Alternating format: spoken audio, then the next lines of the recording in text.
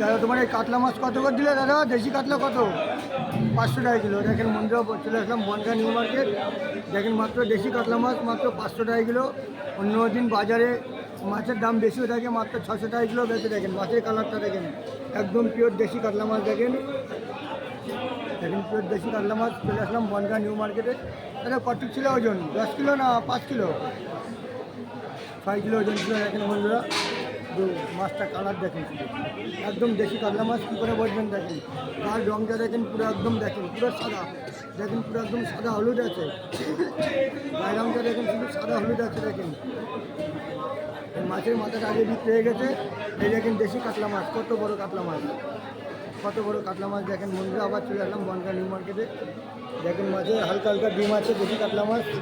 আবার চলে আসলাম Bongaon new market. দেখেন এই দাদার দোকানে দেখেন দেখেন কাঁকাল মাছ আছে সুন্দর। দেখেন এখানে বড় আর মাছ আছে, বোয়াল মাছ আছে দেশি। দেখেন কাঁকাল আছে বড় বড়। দেখেন বাছাই করা মাছ। আবার চলে আসলাম বনগাঁ নিউ মার্কেট। দেখেন দেশি কাতলা মাত্র 500 টাকা কিলো। দেখেন শুধু মাছের আঁশগুলো দেখেন, মাছের কালারটা দেখেন, পিওর দেশি কাতলা। দেখেন আবার চলে আসলাম বনগাঁ নিউ মার্কেট।